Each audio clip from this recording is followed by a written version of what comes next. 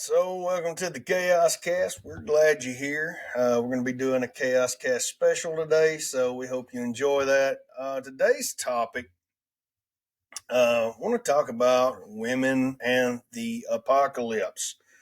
Now, recently there has been a video, and I searched everywhere for it. Maybe I'll be able to find it before I edit this video, but it was of a mother pushing a stroller down the road, and the caption said, "Drug addict steals a baby from a stroller." And this video, this young lady, she's probably a buck 25, if that. She's a little old lady, a little young lady.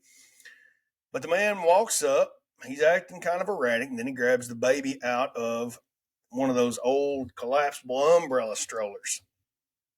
The mother goes to try and, stop him, and he grabs her by the hair of the head and slams her on the ground. So he grabs the baby and he's leaving with it. She's trying to fight him, and he's pushing her to the ground. He's just slinging around like a rag doll. And then we have a couple gentlemen in the community that come up and stop him. She tries to go, I believe, once more and get the baby, and is successful while these men stop this guy. Now, this is reality. Now, I'm not talking about, these women that are super heavy lifters. They take a lot of martial arts classes, which we will delve into that to a degree. But women in the apocalypse, there was this thing that came up a couple years back amongst prep talkers, TikTok prepping community.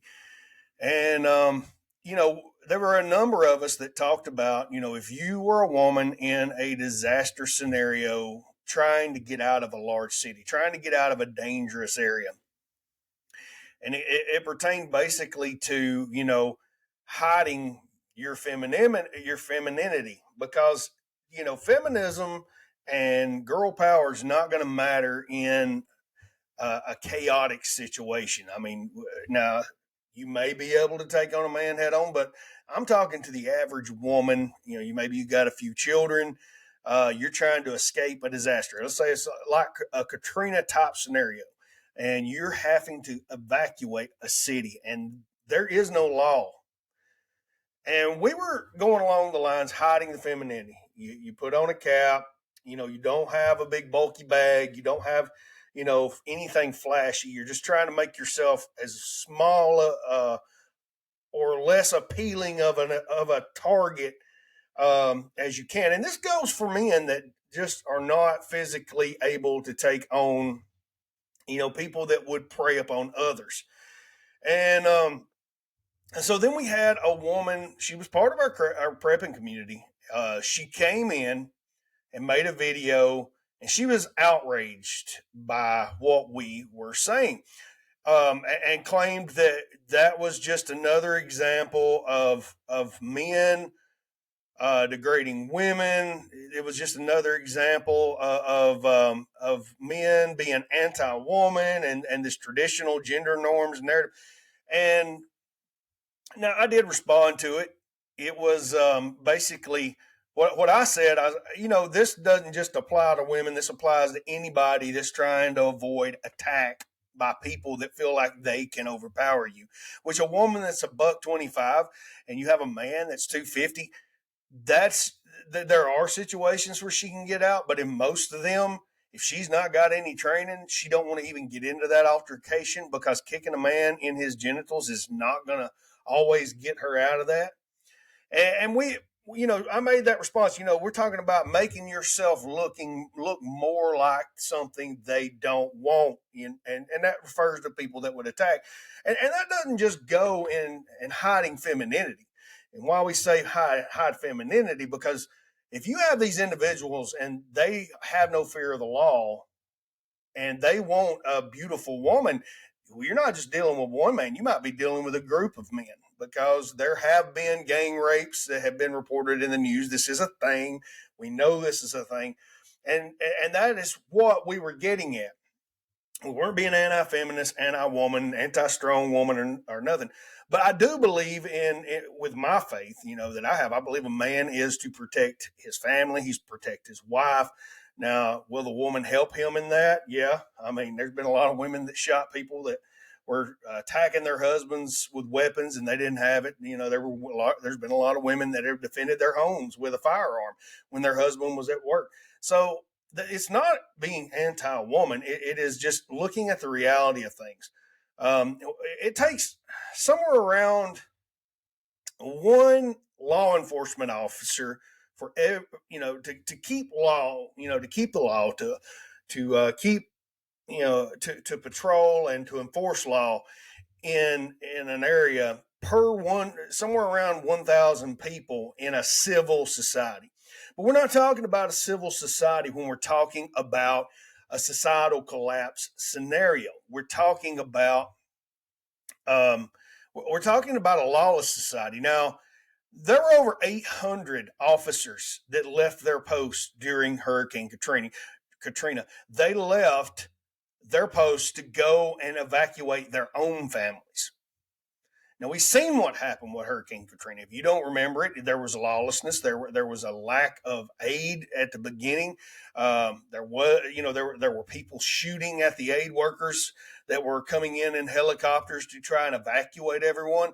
There was mass looting. There was all kinds of terrible things, and even in the stadium where everyone, that was kind of left in the city that people had evacuated there for safety. Even there were things, reported happening in the bathroom, and there were reports of, even gangs that were infiltrating, like MS-13 and different gangs that were taking advantage of certain people, because there was, again, I imagine there's still a lack of law enforcement because these men or men and women of law enforcement were trying to get their families out.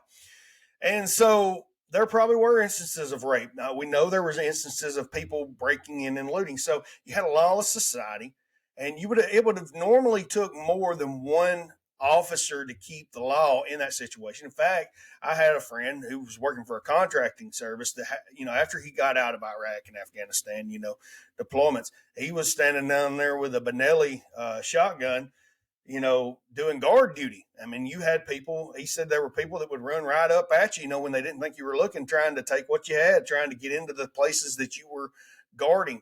And so that contracting company, was supplying security details for the government and FEMA. So they had to bring in a more powerful force afterwards to subdue this, this lawless society, this lawlessness that was going on in that city at that time when Katrina hit. And it may still have issues, from Katrina, even to this day. There may still be certain areas that were lost, because of the flooding that turned into a more lawless area where law enforcement, is not able to keep the peace as much. But that being said, we were hitting at a point. You're not looking at a society. I think in general we take our society for granted. You have a lot of people that are griping about the police and corruption, and I imagine there is, but a vast majority of the police are there and they help you and they uphold the law. And if you look at a lot of countries, especially third world countries, you have the corruption in the police forces is extremely bad. They work with cartels. They work, even government officials and lawmakers work for cartels. It's basically a free for all, every man for himself type situation. And that's what we're talking about, a collapse. Now, we had this happen in the Balkans. It was a collapse. And I recently watched this documentary clip of, they called it the Rambo Camaro. And you had a Danish officer that took a souped up Camaro, and the U.S. military used him to get aid to places because a lot of the aid that was being sent into the Balkans at the time wasn't making it to the people that needed to. They were being stopped, robbed. Some were killed by factions of different governments, different warlords, different militaries, different raiding groups, because there was lawlessness. And that's something to look at. And two, a big thing that happens in third world countries we see is human trafficking. A lot of times, women, young girls, children, the they are the ones that are taken advantage of in these situations. So that whole situation that came about, there is no feminism. There's no one to uphold feminism. Where you would have the protests, women peacefully protesting. Well, there would be nothing to stop them. There would be no police to stop it. You could go protest as much as you wanted, and that's not just for women. That's with any activist group you see. I mean, anybody could attack you in a lawless society, and that was kind of what we were getting at. The gentleman of Prep Talk talking about, possibly disguising yourself to get out of that dangerous area, to get to a more defendable area. If anything, it would help avoid attack. Let's say you are a female and you're a beautiful female, and you're even carrying a firearm, and you are well trained in hand-to-hand combat, and you could whoop all 6 of these men that are going to try to attack you and take advantage of you. You're going to pay a cost at some point, physically, in pain, in time. And if you can avoid this situation, we know there will be men that try to take advantage of women and their children when they're exiting a city. So all in all, it's not just going to benefit you to keep you from experiencing harm, possibly death, but also it's going to make you less of a target, all in all, because even men that are exiting the city, you have these people that have these huge bug out bags, and a lot of us counsel them to have caches outside the city. You want, just a basic bag, like a hydration bag that you can wear under a jacket, and maybe a small folding knife, a multi-tool, and get your butt up out the city. Just enough food and water to get you out of the city to your cache, and then you put the big backpack on. But even then, you're making yourself a target. It's all about not having what they want. And we'll just say, women, there's a lot of times you have what men want, whether you're carrying anything or not, because you may be beautiful, or they may, well, we're not going to say that any of you are not beautiful, but we will say that you may have what they want. And so that's the thing. And we see this process repeated time and time again in war zones, disaster areas, third world countries where the law enforcement or the military police are corrupt, and we see people taking advantage of. Now, to kind of explain my approach to women, I've seen a lot of strong women.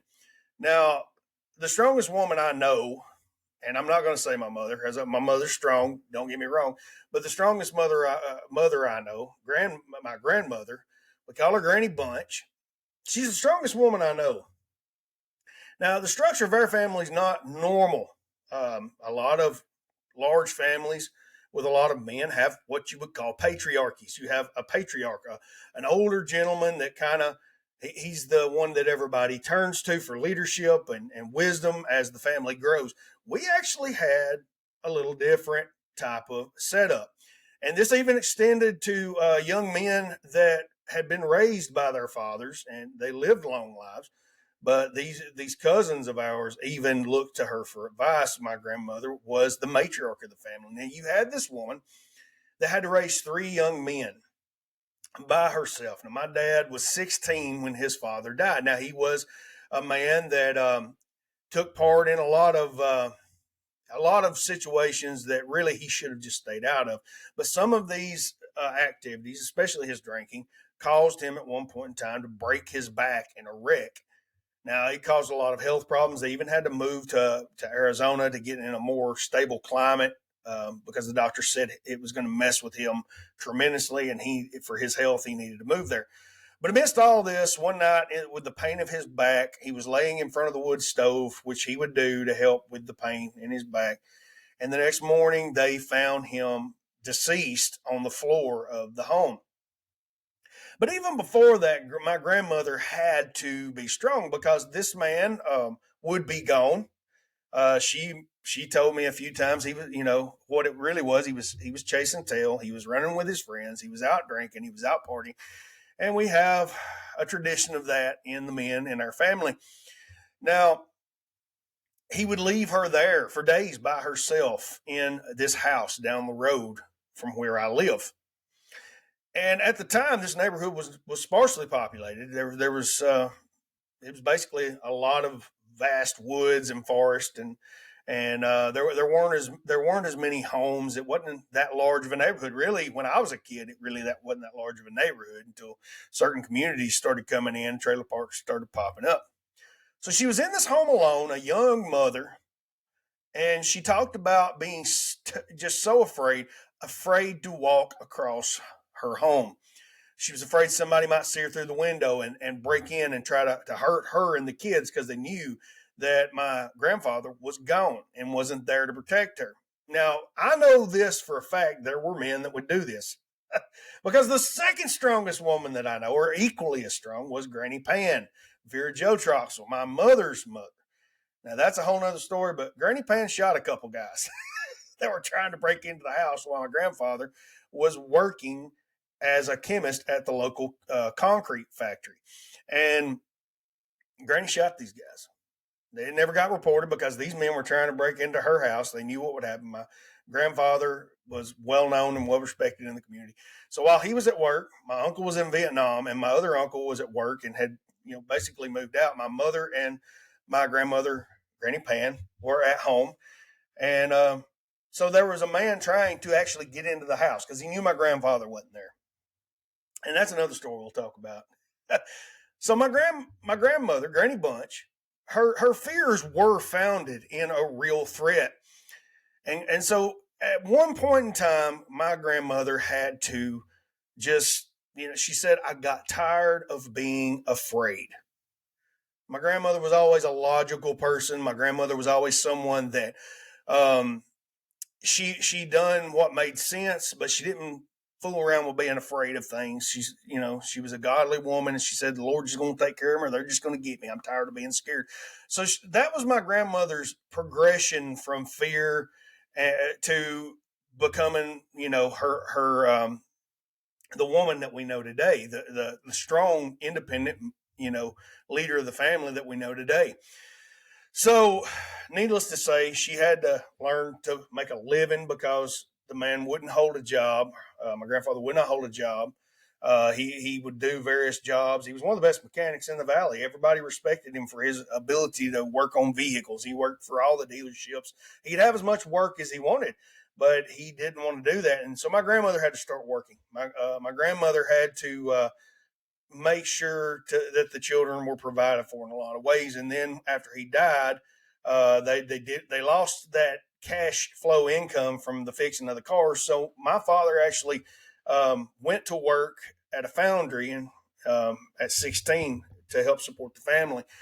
And my grandmother ended up pretty well raising these three young men that were in their teen years. My uncle, there was a younger one. He was probably 10, 12. He may have been younger than 10.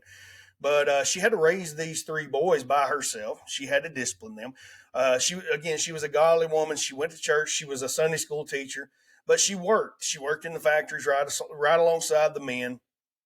And to this day, when people hear the name Bunch, I know, oh, Helen, I used to work with her. My grandmother has the respect of every man in this community, and there's not many men that would fool with her.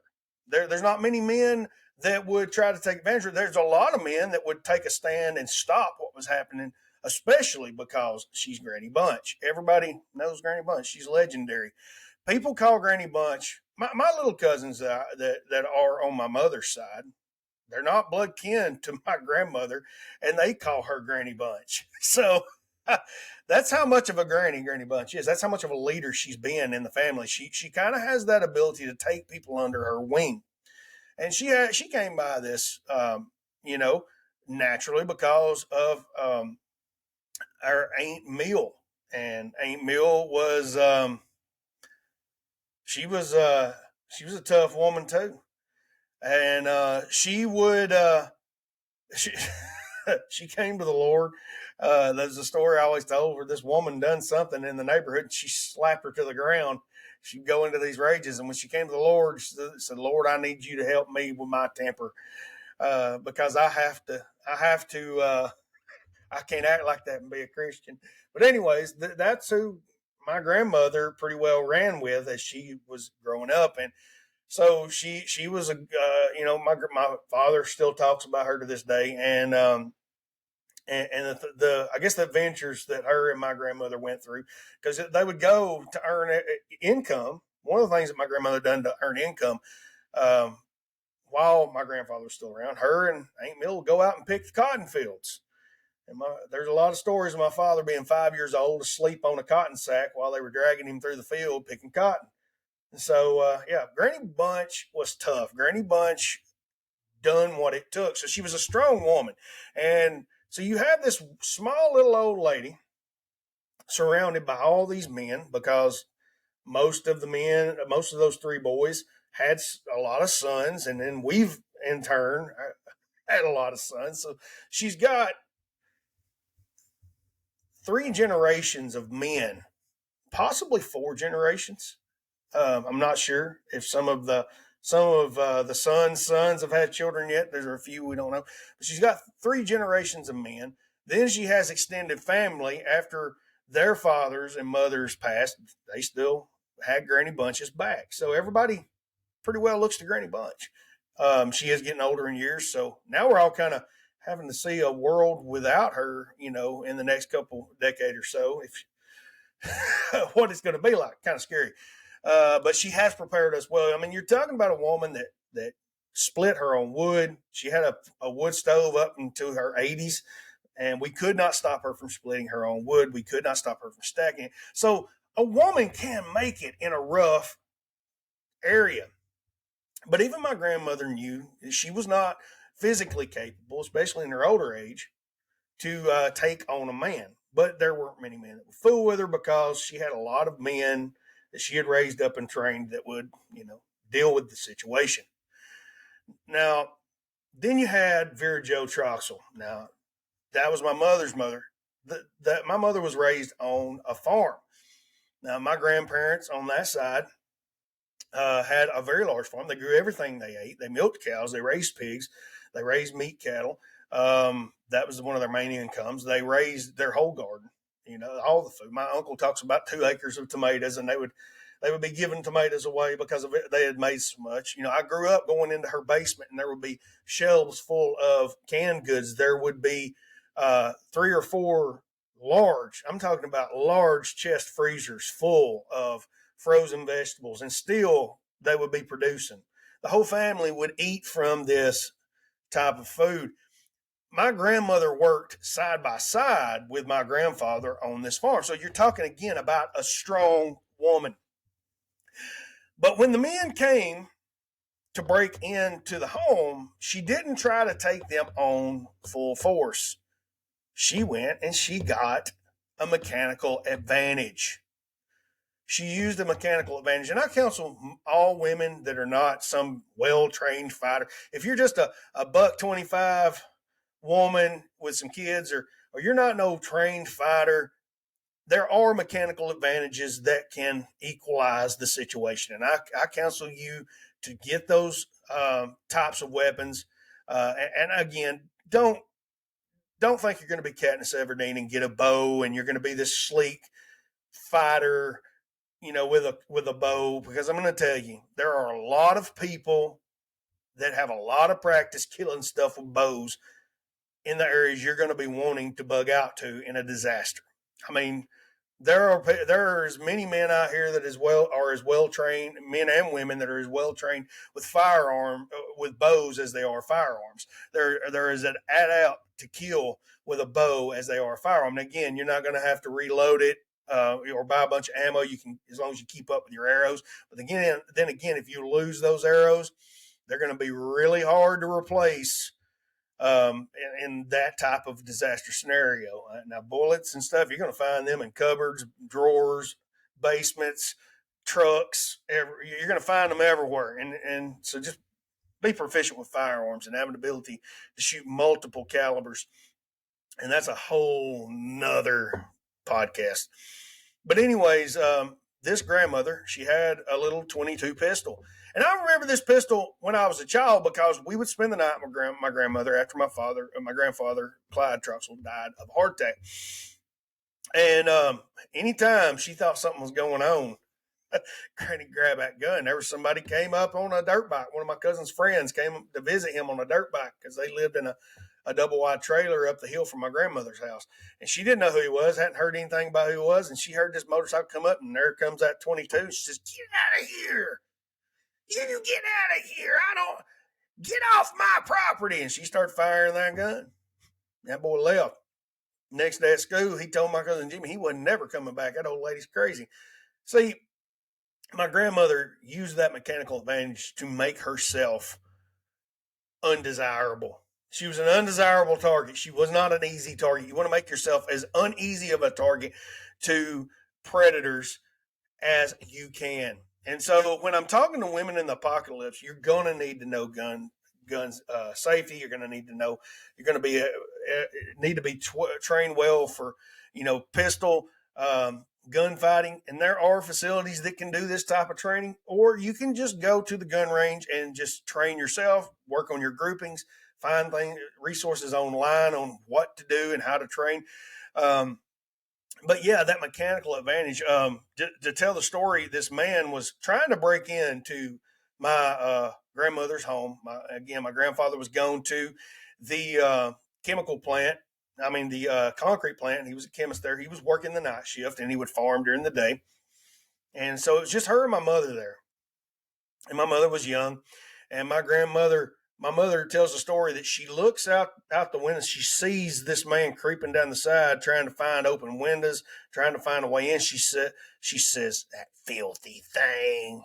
It's the only thing I remember from that story Granny Pan saying during that moment. But she sticks that pistol out that door and pops him in the leg, and said you could hear him screaming and hollering, and he runs away.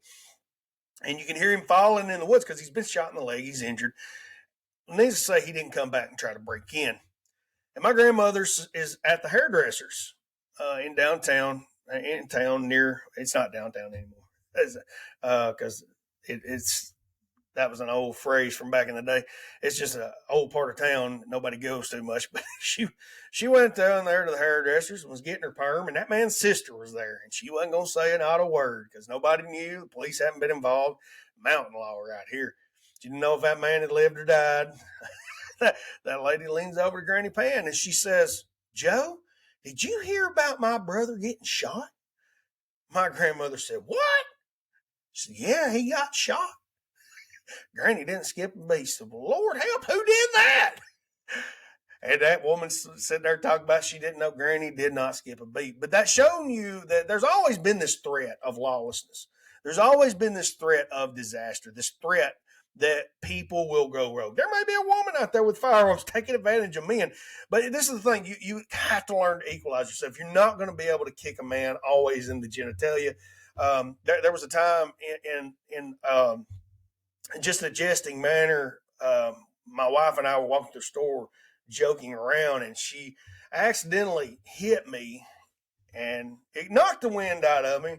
I about fell to my knees, but I recollected myself, and I was very angry. I was mad. We didn't talk the rest of the time.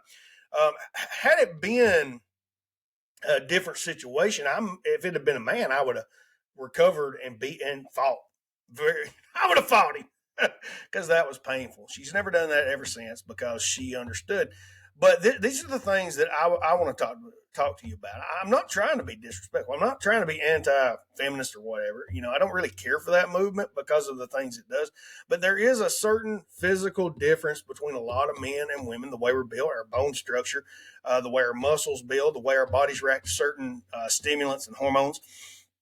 And since we've seen the trans movement, we have had a lot of call in women's sports to exclude trans women because they still have the male bone structure and strength advantage. We've seen top fighters in the female category go up against trans women that while they were men, before they transitioned, they were just mediocre competitors in their sports, but were able to easily out um, outperform these women in these classes. And I feel like the women should have their own thing that can't be infiltrated by men. They should have their own rooms that can't be infiltrated by men or trans women.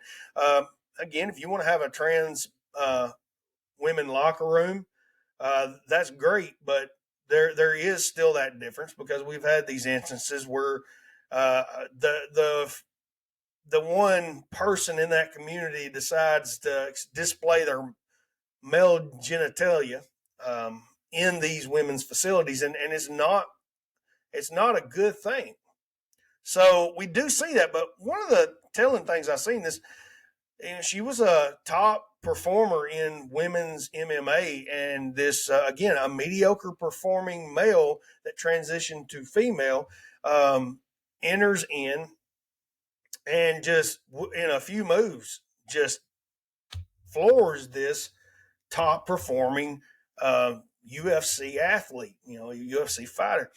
And when I watched that woman is getting up and this is a well trained woman. This is a woman that has spent a lot of time developing her strength. So when I say that, I'm not saying that to demean women. I'm saying there will be instances where you will not be able to fight off an attacker. So imagine you had 5 of those men attacking that woman.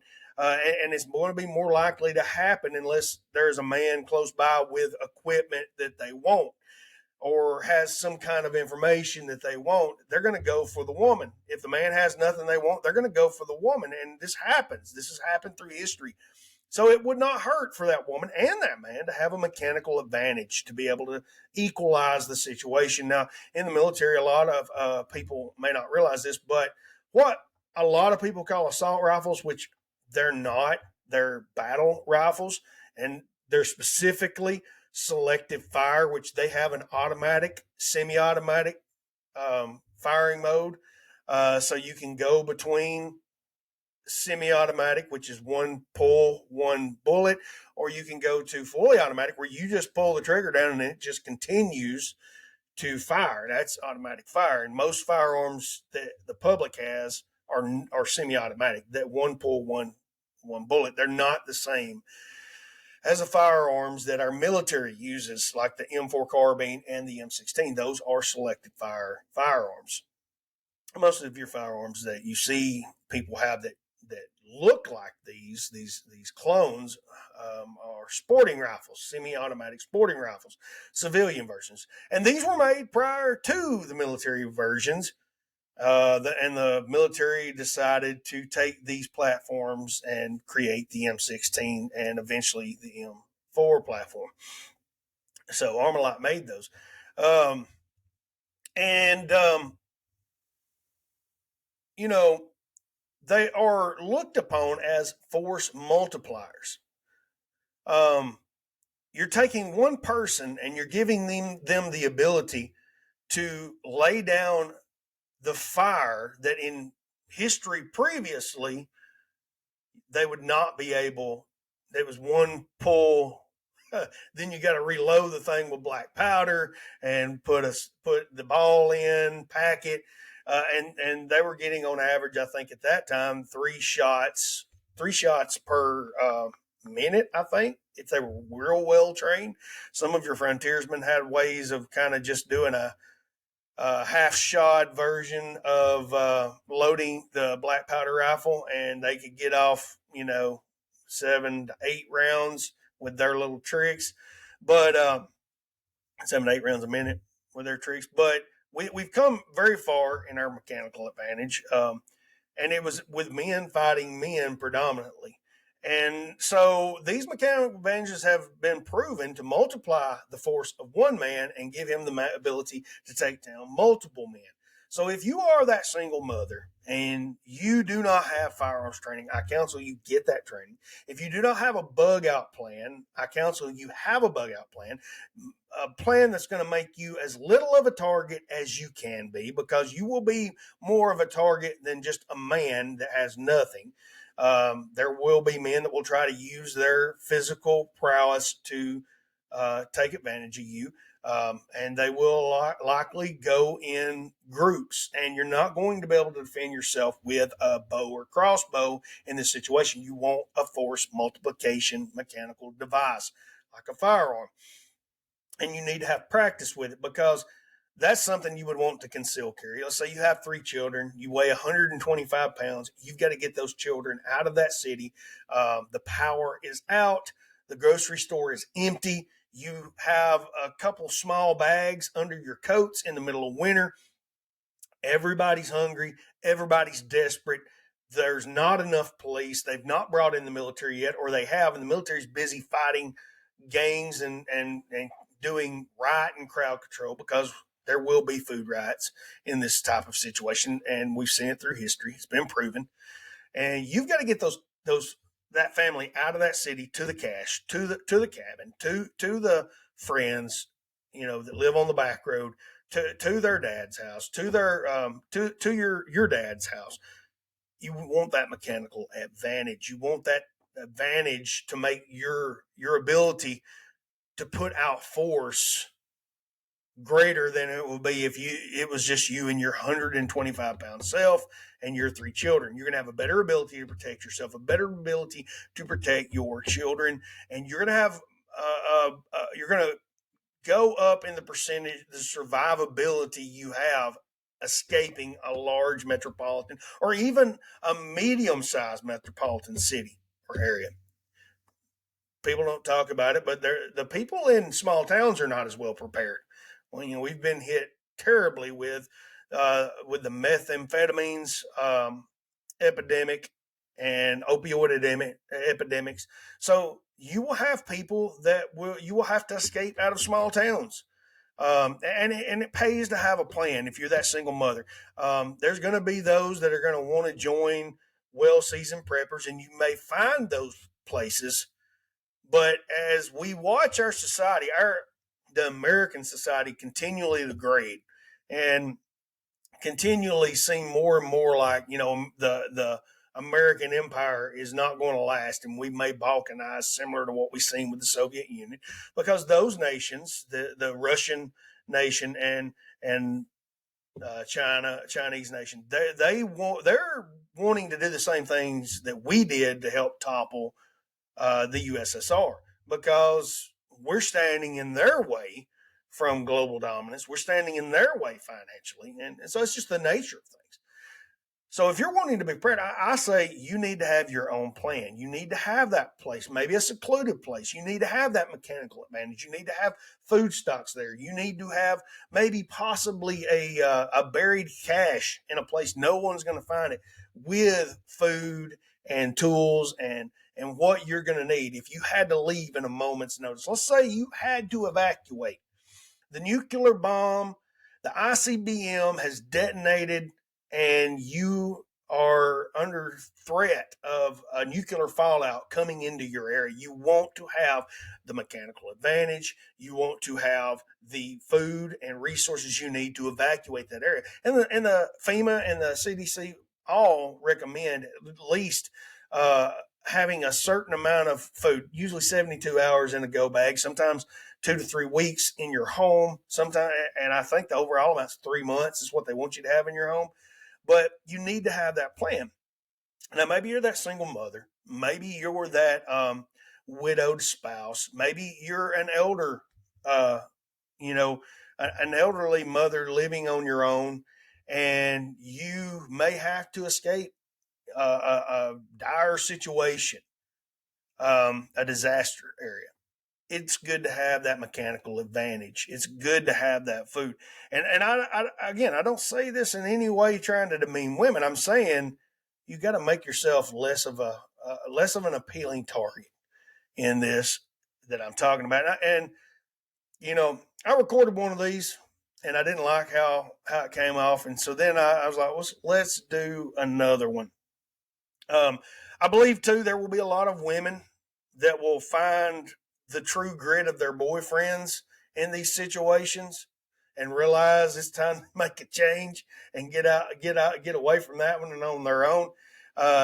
You don't want to be the one they're having to take care of some, um, demasculated male in your life trying to get him out unless it's your own child.